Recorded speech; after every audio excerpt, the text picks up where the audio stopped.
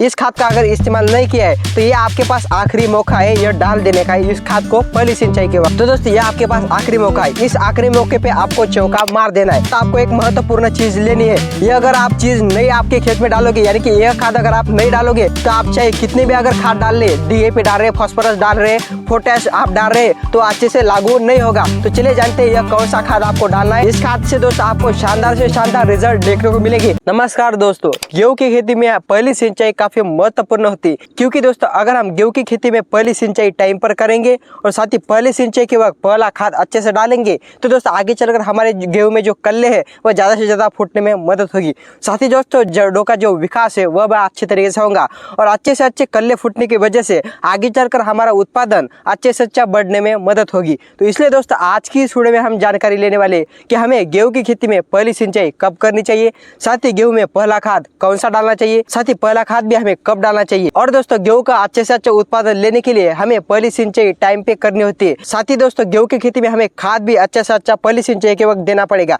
अगर हम सही खाद पहली सिंचाई के वक्त देंगे तो हमारा उत्पादन है, साथ ही गेहूं की जो ग्रोथ है वह हमें शानदार से शानदार देखने को मिलेगी। तो दोस्तों आज की इस वीडियो में हम जानेंगे कि गेहूं को लिए कौन सा बेस्ट खाद होता है, यानी कि पहली सिंचाई के वक्त हमें कौन सा गेहूं की खेती में खाद डालना चाहिए, साथ ही पहली सिंचाई भी हमें कब करनी चाहिए। और दोस्तों ये मेरा आप गेहूं देख सकते हैं कितनी शानदार तरीके से ग्रो हो चुका है। तो इसमें मैंने भी पहली सिंचाई कर दी है, साथ ही पहला खाद भी इसमें मैंने डाल दिया है। दोस्तों गेहूं की शानदार उत्पादन के लिए हमें पहली सिंचाई काफी महत्वपूर्ण होती है, साथ ही पहला खाद भी गेहूं में उत्पादन बढ़ाने के लिए काफी महत्वपूर्ण होता है। तो दोस्तों आज की इस वीडियो में हम इसके बारे में डिटेल में जानकारी लेने वाले। मैं आपको बताऊंगा गेहूं की खेती में पहली सिंचाई कब करनी है, साथ ही पहली सिंचाई के वक्त गेहूं में कौन सा आपको बेस्ट खाद डालना है, यानी कि पहला खाद कौन सा डालना है। तो दोस्तों इसके बारे में आज की इस वीडियो में आपको डिटेल में जानकारी मिलने वाली है। इसलिए दोस्तों आज का वीडियो बहुत ही जानकारी भरा होने वाला है, इसलिए आज की इस वीडियो को एक लाइक जरूर से ठोक देना। साथ ही चैनल को सब्सक्राइब नहीं किया तो सब्सक्राइब जरूर से कर देना, क्योंकि आपको खेती बाड़ी से रिलेटेड और गेहूं संबंधी भी A to Z जानकारी इस चैनल पर मिलती रहती है। तो चलिए दोस्तों आज की इस वीडियो को शुरुआत करते हैं। तो दोस्तों अब हम जानते हैं सबसे पहले कि हमें गेहूं में पहली सिंचाई कब करनी चाहिए, यानी कि कौन सा समय अनुकूल होता है गेहूं में पहली सिंचाई करने के लिए। तो दोस्तों यह डिपेंड रहता है आपके जमीन पर, आपकी जमीन कैसी है, आपकी जमीन में पानी ज्यादा रहता है या पानी कम पकड़ कर रहती है, तो इस हिसाब से भी आपको पहली सिंचाई करनी होती है। और आपके खेत में कितनी नमी है, आपने जब बुआई की थी तो तब आपकी खेत में कितनी नमी थी, अगर नमी कम थी तो आपको जल्दी सिंचाई करनी पड़ेगी, और नमी अगर ज्यादा मात्रा में है तो आपको लेट सिंचाई करनी पड़ेगी। तो इस हिसाब से भी आपको सिंचाई करनी पड़ती है। दोस्तों अगर आपकी खेत में कोई भी नमी नहीं है तो आपको सिंचाई करना होगा। अगर आपकी खेत में थोड़ी बहुत नमी है तो आप 2-4 दिन रुक कर भी सिंचाई कर सकते हैं। लेकिन मैं आपको अगर सिंचाई का समय बता दूं तो आपको 21 दिन से लेकर 30 दिन के बीच में आप पहली सिंचाई कर सकते हो। जब आपका बुआई से लेकर आपका जब 21 दिन हो जाता है तो तब अगर आपकी खेत में नमी नहीं है तो आप उस टाइम सिंचाई कर सकते हैं। अगर आपने बुआई के 21 दिन बाद आपके खेत में नमी है तो आप 2-4 दिन रुक भी सकते हैं सिंचाई करने के लिए। तो दोस्तों इस तरीके से आपको पहली सिंचाई करना है, यानी कि 21 से लेकर 30 दिनों के बीच में आपको पहली सिंचाई आप कर सकते हैं। अगर आप इस समय गेहूं में पहली सिंचाई करोगे तो आपको अच्छे से अच्छा रिजल्ट देखने को मिलेगा। तो दोस्तों इस तरीके से आपको पहली सिंचाई गेहूं में करनी होगी। अगर आप इस तरीके से सिंचाई करोगे तो आपका गेहूं की जो ग्रोथ है वो आपको अच्छी से अच्छी देखने को मिलेगी। तो दोस्तों ये तो हुआ सिंचाई का। तो अब हम जानते हैं कि हमें खाद गेहूं में पहला खाद कौन सा डालना चाहिए। तो दोस्तों सिंचाई का तो हमने जान लिया, तो चलिए अब हम जानते हैं कि हमें कौन सा खाद गेहूं में डालना चाहिए। तो चलिए दोस्तों इसके बारे में जानकारी लेते हैं। तो दोस्तों अगर आपने बुआई के वक्त डीएपी और फास्फोरस इस खाद का अगर इस्तेमाल नहीं किया है तो ये आपके पास आखिरी मौका है यह डाल देने का इस खाद को पहली सिंचाई के वक्त। तो दोस्तों ये आपके पास आखिरी मौका है, इस आखिरी मौके पे आपको चौका मार देना है, यानी कि डीएपी और फास्फोरस अगर आपने बुआई के वक्त नहीं डाला है तो आप पहली सिंचाई के वक्त डीएपी और फास्फोरस डाल सकते हो, और ये आपको डाल देना है। इस टाइम ही अगर आप डालोगे तो अच्छे से गेहूं में अपटेक होने में मदद होगी। अगर आप इसके बाद डीएपी और फास्फोरस खाद डालोगे तो वो गेहूं में ज्यादातर नहीं लगेगा, ज्यादातर गेहूं से अपटेक नहीं करेगा।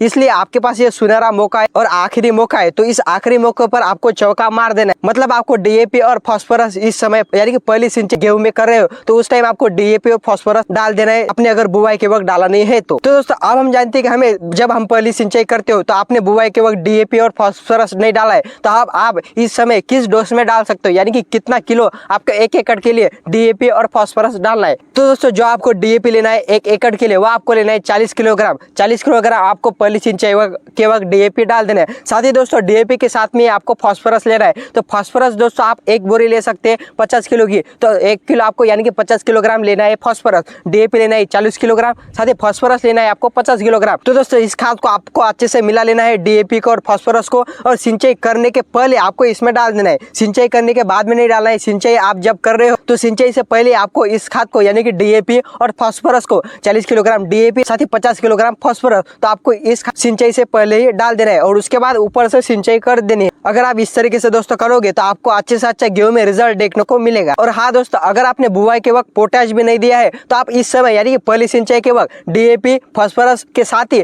आप एमओपी यानी कि म्यूरेट ऑफ पोटैश इस खाद का इस्तेमाल कर सकते हो, क्योंकि दोस्तों पोटैश जो है वो गेहूं में काफी महत्वपूर्ण होता है। अगर आप पोटैश नहीं डालोगे तो आप बड़ी गलती कर रहे हो, इसलिए आपको पोटैश जो डाल देना है। तो म्यूरेट ऑफ पोटैश, आपको पोटैश भी कई तरीके से मार्केट में आते हैं, लेकिन आपको जो रेड कलर का जो चूरे जैसा आता है तो वही आपको लेना है म्यूरेट ऑफ पोटैश। तो ये जो इसका अगर हम डोज की बात करें तो आपको 1 एकड़ में 30 किलोग्राम इसका इस्तेमाल कर रहा है म्यूरेट ऑफ पोटैश का। तो इस तरीके से आप पहली सिंचाई से पहले पोटैश भी डाल सकते हो। आपको डीएपी साथ ही सिंगल सुपर फॉस्फेट और पोटैश इस खाद सिंचाई से पहले आपको डाल देना है और ऊपर से आपको सिंचाई कर देनी है। इस तरीके से आपने अगर यह खाद बुआई के वक्त नहीं डाला है तो आप पहली सिंचाई के वक्त इस खाद का इस्तेमाल कर सकते हो। तो दोस्तों अब बात करते हैं कि उन किसान भाइयों की जिन्होंने की डीएपी फास्फोरस और पोटैश बुआई के वक्त दे दिया है, तो अब उनको कौन सा खाद बेस्ट डालना चाहिए गेहूं की खेती में, अच्छे से गेहूं कल्लों के लिए, साथ ही गेहूं की जड़ों का अच्छे से विकास हो और हमारा उत्पादन आगे चलकर ज्यादा से ज्यादा हम बढ़ा पाए। तो इसलिए हमें कौन सा खाद डालना चाहिए, तो अब हम इसके बारे में थोड़ी जानकारी लेते हैं। यानी कि आपने बुआई के वक्त डीएपी फास्फोरस और पोटैश इस खाद का इस्तेमाल किया है, तो अब आपको यानी कि पहली सिंचाई के वक्त आपको कौन सा खाद डालना है। तो चलिए दोस्तों इसके बारे में जानकारी लेते हैं। तो दोस्तों उस समय आपको सबसे पहले तो लेना है यूरिया। यूरिया का अगर हम डोज की बात करें 1 एकड़ से, तो आपको 45 किलोग्राम की एक जो यूरिया की बोरी आती है तो आपको लेनी है, यानी कि 45 किलोग्राम यूरिया। दोस्तों आपकी गेहूं में शानदार ग्रोथ करेगा, साथ ही कल्लों का अच्छे से निर्माण करने में भी यूरिया काफी महत्वपूर्ण होता है। इसलिए आपको 45 किलोग्राम यानी कि 1 एकड़ के हिसाब से एक यूरिया की बोरी 45 किलो की, तो वो आपको लेनी है।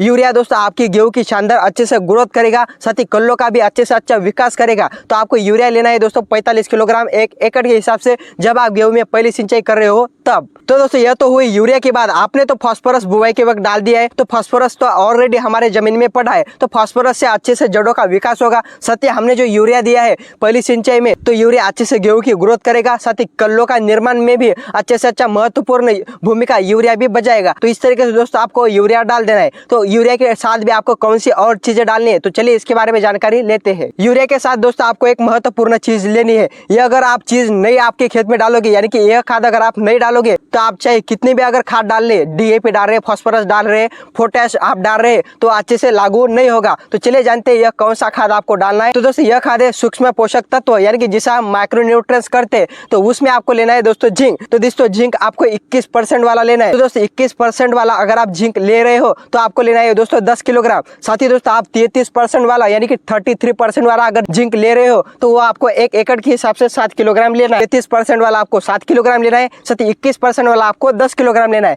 तो इस तरीके से आपको जिंक जो है वह जरूर डाल लेना है यूरिया के साथ। तो एक और जरूर बात, अगर आपके खेत में जिंक की कमी होगी तो आपका पौधा अच्छे से ग्रोथ ही नहीं करेगा, यानी कि अच्छे से अच्छे आपके पौधे की ग्रोथ ही नहीं होगी। तो इसलिए आपको जिंक यूरिया के साथ जरूर से डाल लेना है। और दोस्तों जिंक से आपकी गेहूं की फसल एकदम पूरी तरह से हरी भरी हो जाएगी। और दोस्तों यूरिया जिंक के साथ ही आपको लेना है सल्फर। तो दोस्तों सल्फर आपको 90% वाला लेना है। सल्फर अगर आपने बुआई के वक्त नहीं डाला है, बुआई के वक्त अगर डाला है तो आपको सल्फर लेने की ज्यादा कुछ जरूरत नहीं है। अगर बुआई के वक्त आपने सल्फर का इस्तेमाल नहीं किया है तो आप इस समय यानी कि गेहूं में पहली सिंचाई यूरिया जिंक के साथ ही आपको सल्फर लेना है। तो सल्फर दोस्तों आप 90% वाला ले सकते हैं। तो 90% वाला सल्फर आपको 3 से लेकर 5 किलोग्राम 1 एकड़ के हिसाब से दोस्तों लेना है। और दोस्तों आपको एक सावधानी जरूर से ध्यान में रखनी है कि आपको डीएपी साथ ही सिंगल सुपर फॉस्फेट और कौन से भी एनपीके के साथ आपको जिंक का इस्तेमाल बिल्कुल भी नहीं करना है। तो ये बात आप जरूर से ध्यान में रखिए। डीएपी साथ ही एसएसपी यानी कि सिंगल सुपर फॉस्फेट और कौन से भी एनपीके के साथ आपको जिंक का इस्तेमाल नहीं करना है। तो ये बात आप जरूर से ध्यान में रखिए। तो दोस्तों इस तरीके से आपको यह खाद डाल देना है। सबसे पहले आपको लेना है यूरिया 45 किलोग्राम 1 एकड़ के हिसाब से। साथ ही दोस्तों आपके इसमें सूक्ष्म पोषक तत्व यानी कि माइक्रोन्यूट्रिएंट्स में आपको जिंक लेना है। 21% वाला अगर आप जिंक ले रहे हो तो आपको लेना है 1 एकड़ के हिसाब से 10 किलोग्राम। साथ ही आप 30% वाला जिंक ले रहे हो तो आपको लेना है 1 एकड़ हिसाब से 7 किलोग्राम। साथ ही दोस्तों ये तो हुआ यूरिया और जिंक। साथ ही दोस्तों इसके साथ आपको मिला लेना है सल्फर। तो सल्फर आप 90% वाला मिला सकते हो। तो 90% वाला सल्फर आप 1 एकड़ के हिसाब से 3 से लेकर 5 किलोग्राम आप इसमें मिला सकते हो। तो इस तरीके से दोस्तों आपको यह खाद आपके खेत में डाल देना है गेहूं की जब आप पहली सिंचाई कर रहे हो तो उस टाइम, और ऊपर से दोस्तों आपको सिंचाई कर देना है। इस खाद से दोस्तों आपको शानदार से शानदार रिजल्ट देखने को मिलेगी। मैंने आपको जैसा कि बताया, अगर आपने बुआई के वक्त डीएपी, फास्फोरस और पोटेशियम खाद का अगर इस्तेमाल नहीं किया है तो तब भी मैंने आपको बताया कि आपको कौन सा खाद इस्तेमाल करना है।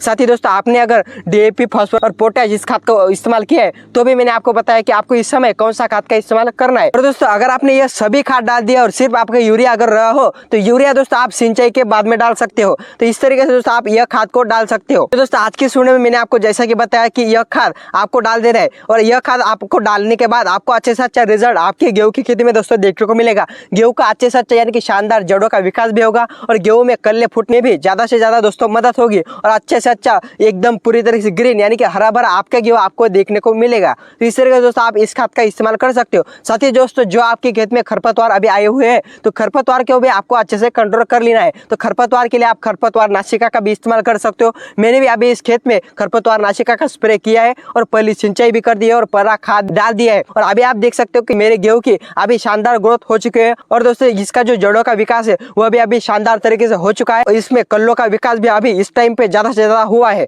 तो आप इस तरीके से दोस्तों इस खाद का इस्तेमाल कर सकते हो और गेहूं की दोस्तों शानदार ग्रोथ बढ़ा सकते हो और शानदार उत्पादन भी आप आगे चलकर ले सकते हो, यानी कि उत्पादन में अच्छी से अच्छी बढ़वार आपको देखने को मिलेगी इस खाद से। तो इस तरीके से दोस्तों आपको पहली सिंचाई कर देनी है। साथ ही पहला खाद भी मैंने आपको जैसा कि बताया तो यह खाद आपको डाल देना है और खाद डालने के बाद आपको अच्छे से अच्छे दोस्तों रिजल्ट देखने को मिलेंगे। साथ ही गेहूं का उत्पादन भी आप अच्छे से अच्छे आगे चलकर ले पाएंगे। तो दोस्तों आज की इस वीडियो में बस इतना ही था। आज के वीडियो अगर आपको पसंद आया हो तो वीडियो को एक लाइक दोस्तों जरूर से ठोक देना। साथ ही यह वीडियो दूसरे किसान भाई के पास शेयर भी अवश्य कर देना ताकि उन्हें भी इसकी जानकारी मिल सके। और चैनल को सब्सक्राइब नहीं किया तो सब्सक्राइब जरूर से कर देना, क्योंकि दोस्तों आपको खेती बाड़ी से रिलेटेड और खासकर गेहूं के संबंधी भी A to Z जानकारी इस चैनल पर मिलती रहती है। तो दोस्तों मिलते हैं एक नए वीडियो में, तब तक के लिए जय जवान जय किसान, धन्यवाद।